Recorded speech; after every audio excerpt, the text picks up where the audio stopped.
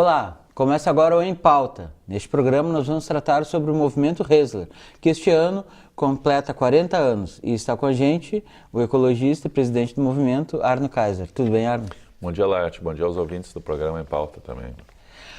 Arno, como é que foi que surgiu o movimento lá no final da década de 70? Que contexto, né, gerou o movimento? O movimento surgiu nos anos 70, ainda durante o período da ditadura militar, e foi motivado assim foi organizado por um grupo de estudantes que tinha aula de ecologia com o professor Schmeling na Fundação Evangélica, né?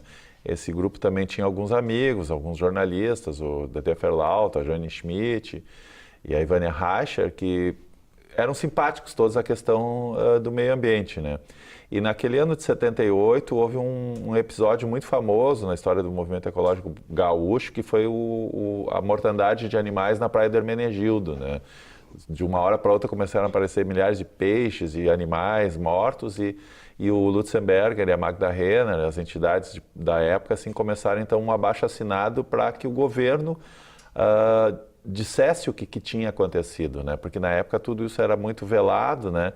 E tudo que tinha se sabia na época que havia uns anúncios no jornal dizendo que se as pessoas enxergassem uns tonéis vermelhos na beira da praia, era para elas não chegar perto e avisar um telefone que estava lá, né? Então se suspeitava que fosse uma causa de um acidente com produtos químicos, uma carga tóxica que tivesse caído no mar.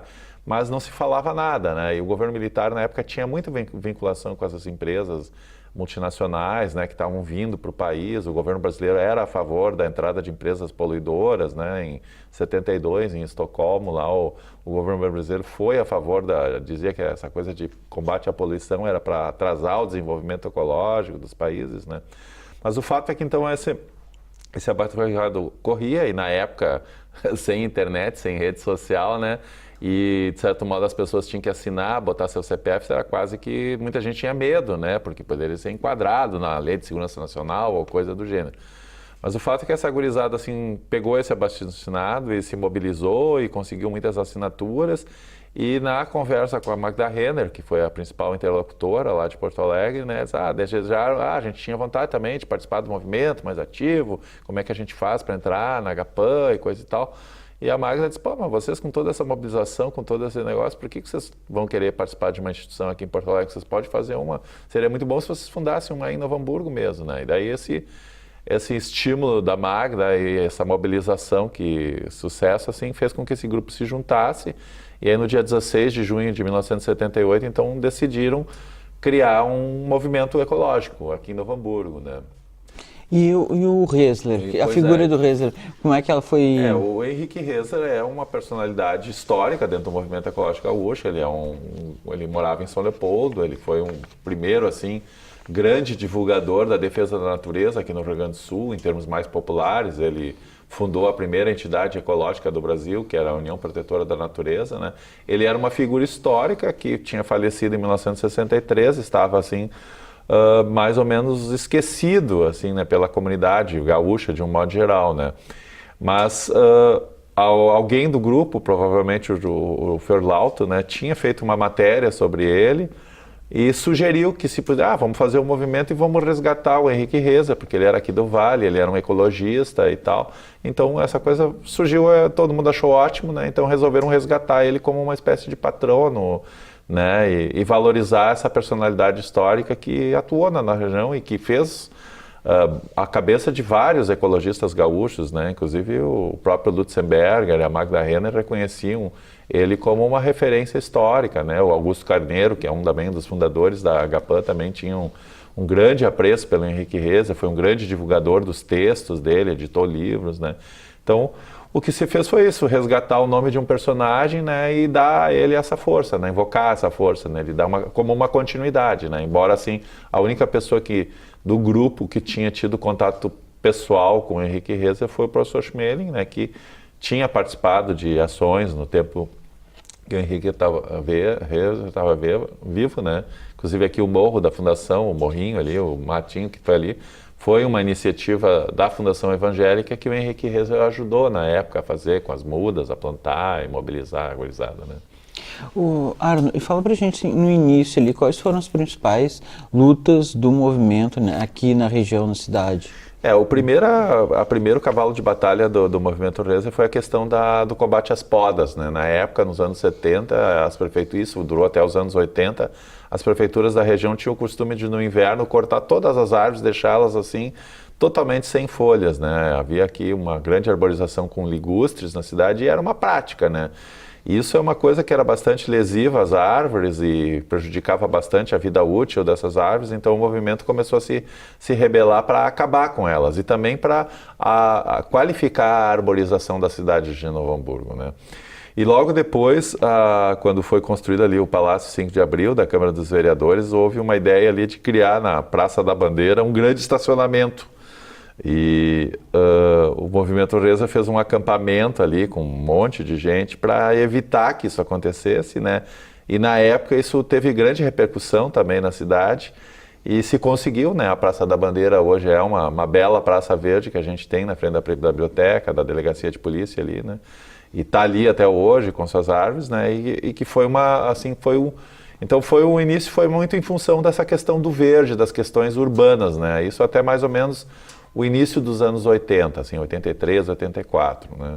Aí o movimento Rezer teve essa primeira turma, algumas pessoas foram fazer faculdade, saíram da cidade, coisa e tal, teve um certo refluxo.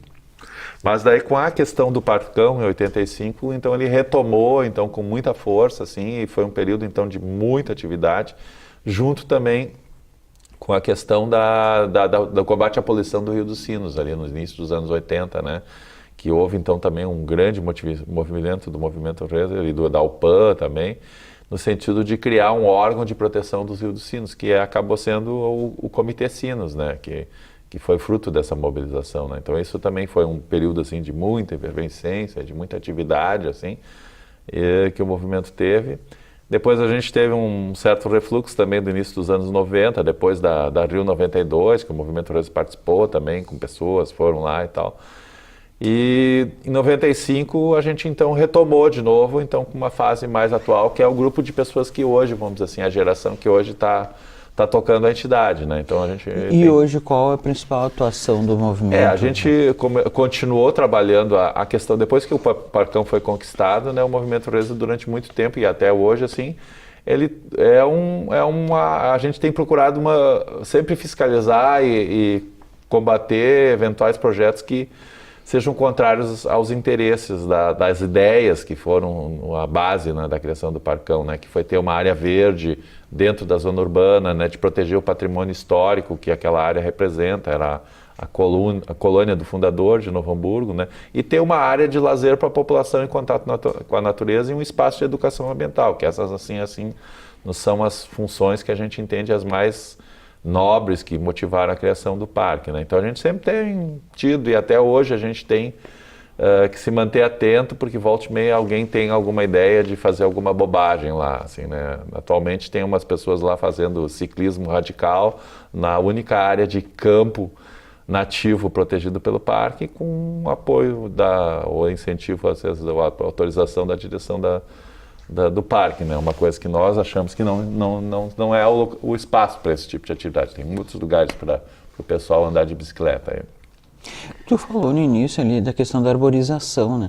Houve um período aqui em Novo Hamburgo, faz pouco tempo, aliás, com o trem, que todo o impacto ambiental, né, colocavam no Parcão, né? Quer dizer, se dizia que então estava investindo no Parcão para compensar, né? Mas também, quer dizer, essa área que toda que o trem ocupou ali, né, foram muitas árvores que foram, né, então aquela parte ali, o ambiente, né, a ecologia foi totalmente bastante alterada, assim.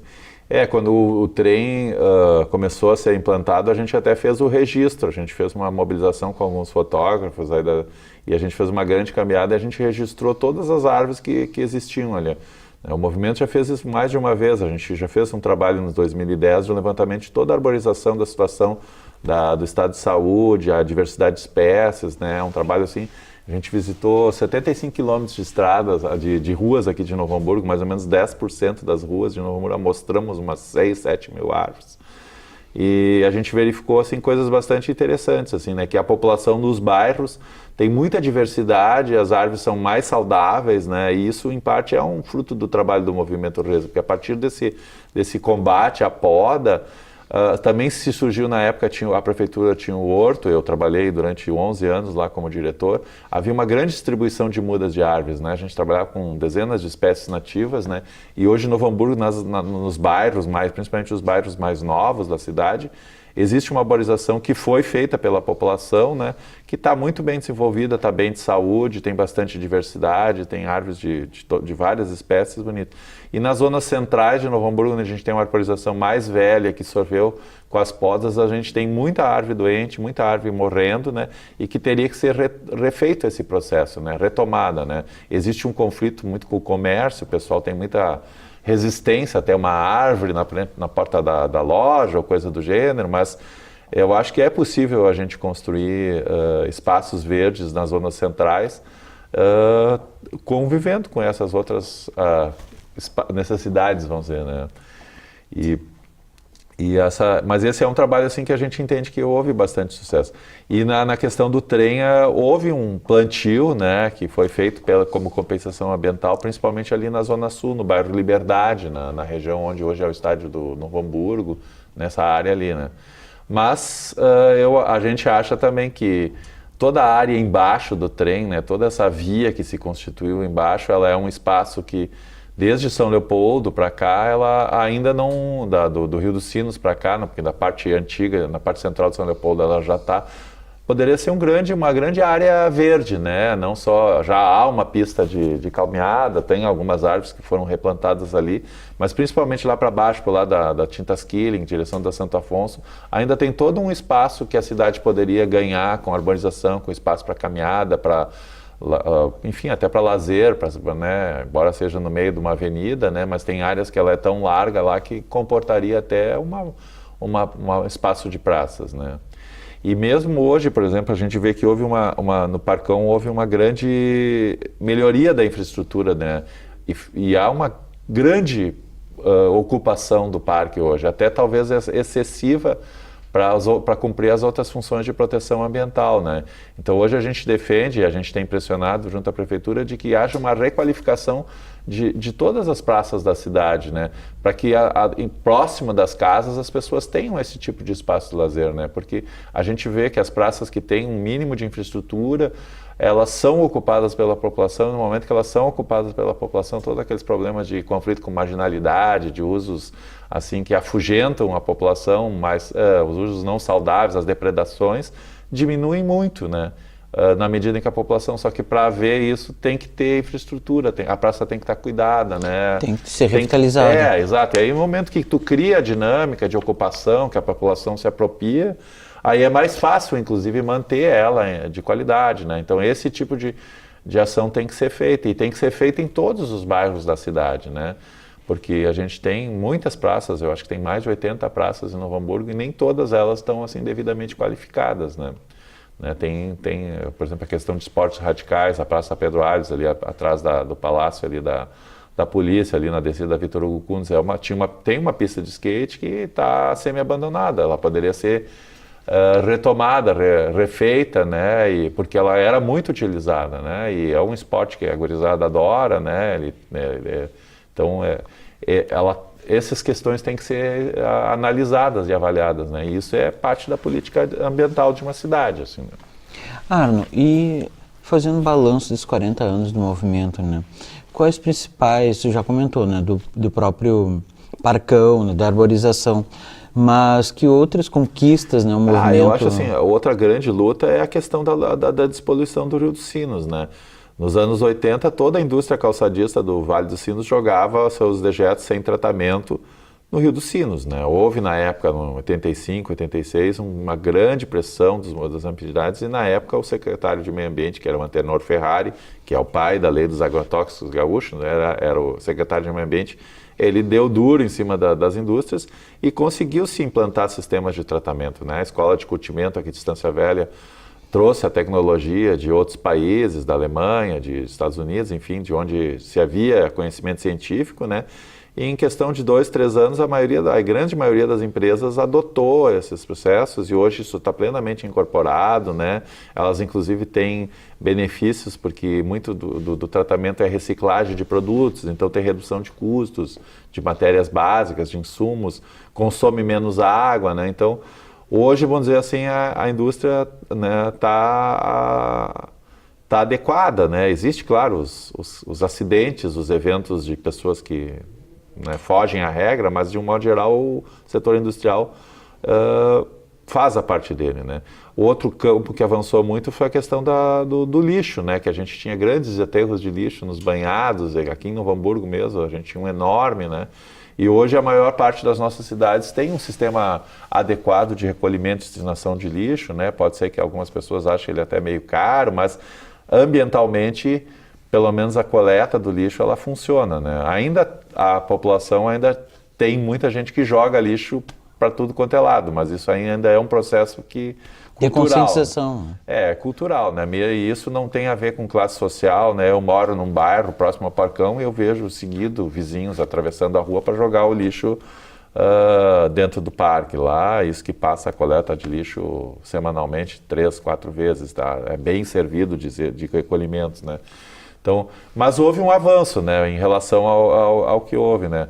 E também a questão da recuperação das matas ciliares, né, que é um projeto Verde Sinos, que o Comitê Sinos toca, que o movimento apoia, já participou várias vezes, tem avançado, né? E hoje o grande desafio no Rio dos Sinos é a questão da implantação dos esgotos cloacais, né, o tratamento de esgotos, que essa hoje é a grande fonte de problemas do nosso rio, né? Ele ainda é um paciente em estado crônico, que mesmo algumas vezes tem que ser levado para o hospital, né, quando dá algum desastre, é por conta da falta de... É uma bacia pequena para uma alta densidade, né, demográfica. O Vale dos Sinos tem menos de 4 mil quilômetros quadrados, né? Ela é se for lá comparar com a Amazônia, ela é um riacho lá, um igarapé lá do Amazonas, assim, né? A gente tem mais de 1.200.000 pessoas, né? A maior parte concentrada aqui na parte baixa, né? Mas a gente tem muita indústria também, né? Porque apesar de ter o controle da poluição, sempre alguma coisa vai se somando, né? Mesmo o tratamento nunca é 100%, né? E também a gente tem a agricultura, né, que consome água, né, que é o arroz, né, na parte alta. Então há um conflito de uso, né, entre a população, né, e esse é um dos trabalhos mais importantes do Comitê Sinos hoje, é administrar essa relação entre os conflitos de uso, né. E a gente também tem hoje muita pressão ainda para ocupar as áreas inundáveis, né, a planície de inundação, né, que é outro conflito grande que a gente está vivendo aí hoje, que as cidades querem continuar se expandindo, né. Mas o vale não tem mais espaço e essas áreas de banhado são fundamentais para manter tanto o rio saudável, né? Porque o banhado filtra muito da poluição, ele é o lugar onde os peixes, os animais aquáticos e deles dependentes, as aves, se multiplicam, se abrigam, né? E ele também é a caixa d'água nas épocas de enchente, né? Absorve, né? Ele recolhe, né? Trata, porque quando a enchente entra lá, toda aquela sujeira que vem decanta, vira a terra fértil, né? E depois, quando passa a enchente, quando vem a seca, ela vai começando a liberar e mantém o nível do rio num nível saudável, né? Porque quanto mais baixo o rio, menos oxigênio ele fica, porque ele vai aquecendo a água, o oxigênio sai da água, então o rio tem que manter uma certa regularidade, né? E os banhados do Rio dos Sinos são fundamentais para isso, e nós já perdemos quase que 80% dos banhados originais na nossa região, né? Então a gente ainda tem poucas áreas, né? Existem 2 grandes unidades aqui em São Leopoldo, o Parque da Imperatriz e aqui o banhado da Lomba Grande, que ainda estão mais ou menos preservadas, mas mais para cima no rio a gente perdeu muito para a agricultura, para cidades, né? Então essa batalha pelo Rio dos Sinos é uma das batalhas fundamentais do movimento, né?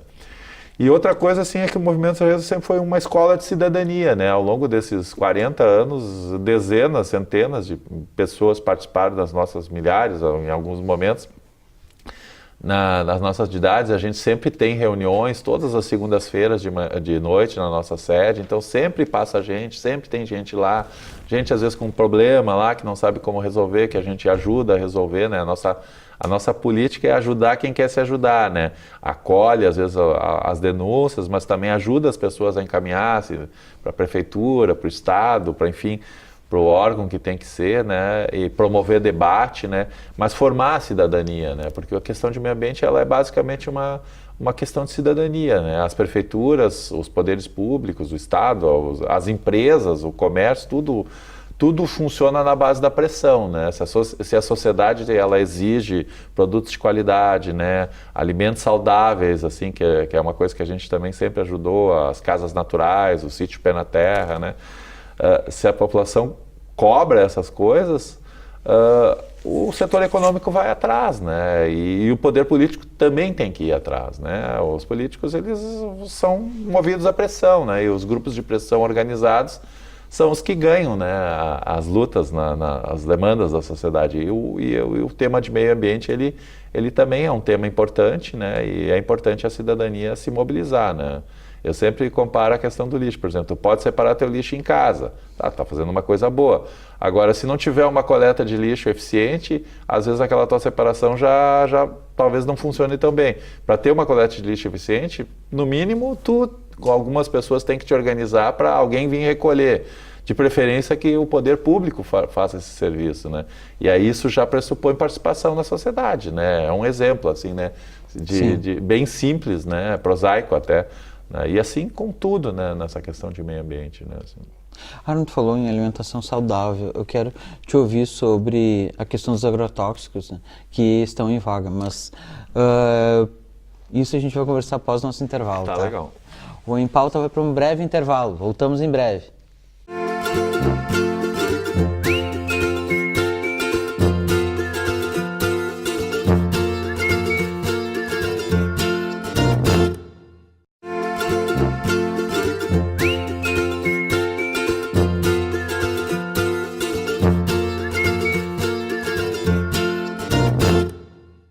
Voltamos com Em Pauta, hoje falando sobre o movimento Resler. Está conosco aqui o Arno Kaiser, que é ecologista, né, e presidente do movimento.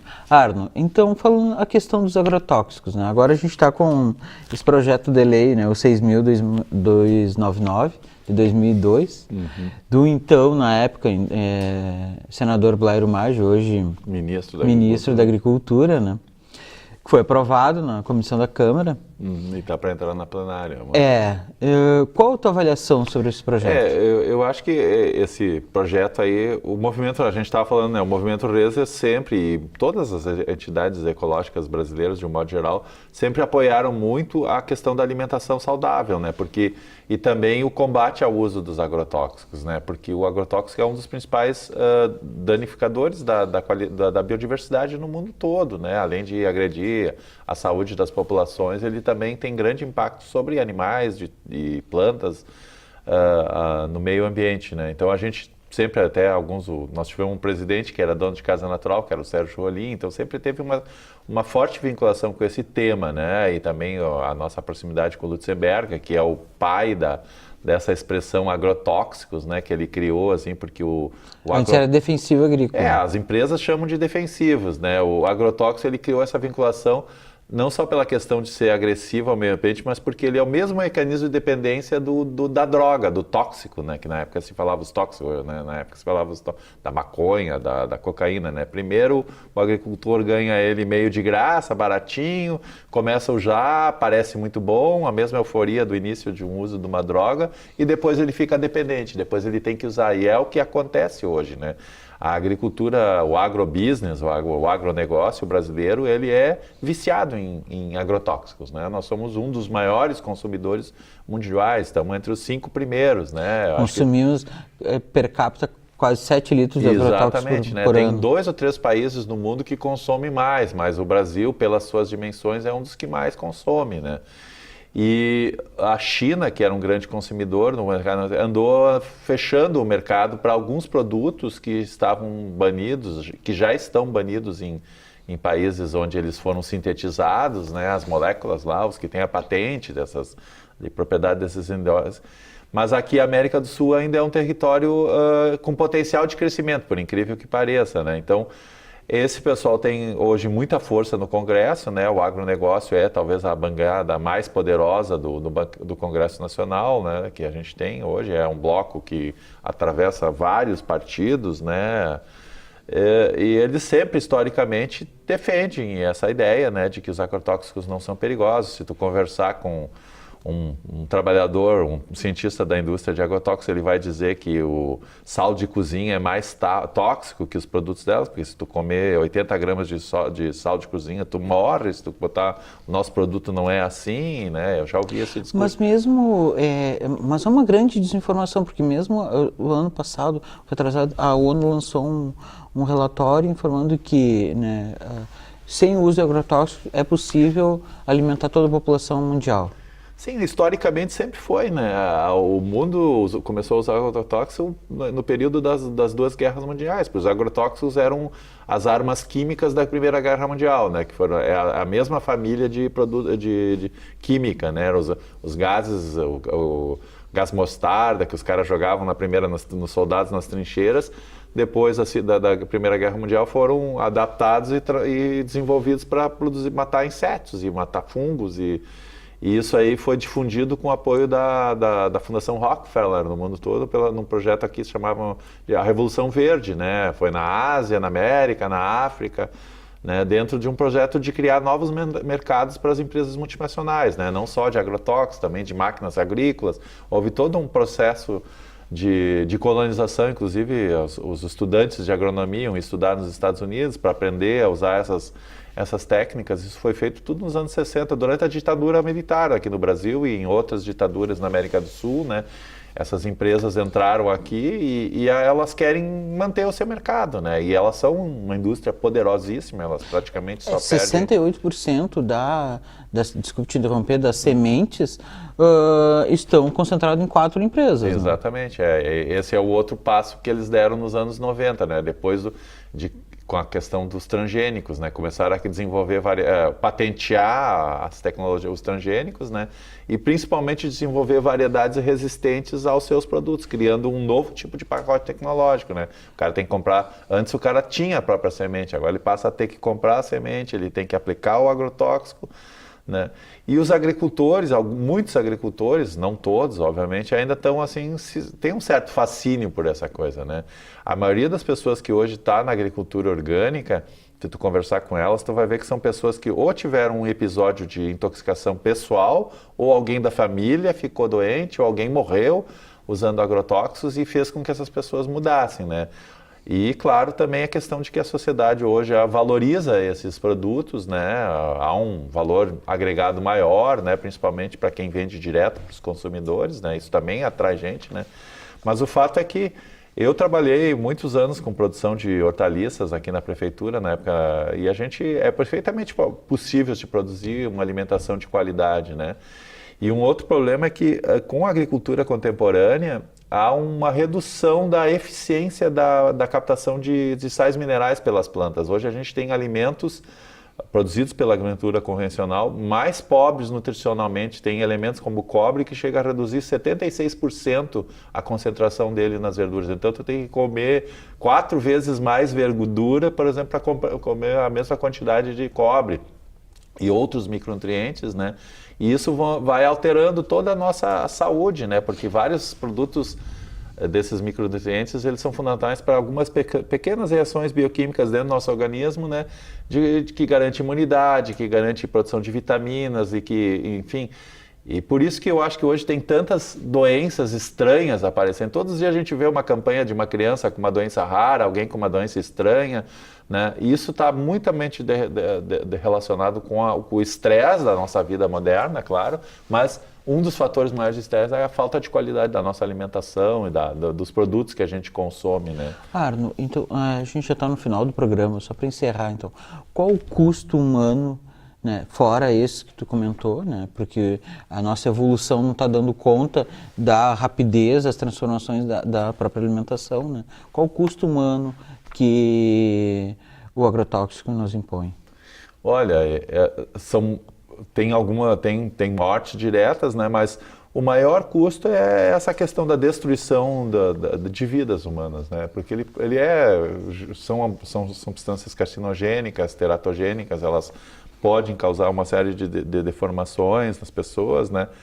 E só que não há a Associação Brasileira de Medicina Comunitária, a Abrasco, tem um relatório em que ela relata vários casos já e combate, né, o uso de agrotóxicos, né, mas de um modo geral ainda não há estudos de longo prazo, assim como foi feito para o fumo, né, que levou 40 anos para se provar que o fumo era danoso à saúde. Ainda hoje a indústria de agrotóxicos consegue controlar, vamos dizer assim, a produção científica ou impedir que se faça esses estudos de correlação, né? E às vezes a pessoa morre de uma doença e o médico não atribui isso ao contato com o agrotóxico que aquela pessoa teve ao longo da sua vida, se ela teve um câncer ou coisas do gênero, assim, né? E ainda não há essa produção científica, assim, né? Mas a gente percebe vários sinais, né? É difícil de quantificar isso, mas a ONU considera já os danos ambientais como uma das hoje principais causas de morte no mundo, né? Por conta da poluição, da falta de qualidade na alimentação, né? Perde para algumas outras coisas, mas é um dos que está nas primeiras 10 posições aí de causas de morte. São milhões de pessoas que hoje morrem por problemas de poluição no mundo todo, assim, né? Joia. Obrigado, Arno, pela participação no programa. Então. O Em Pauta fica por aqui. Até o próximo programa.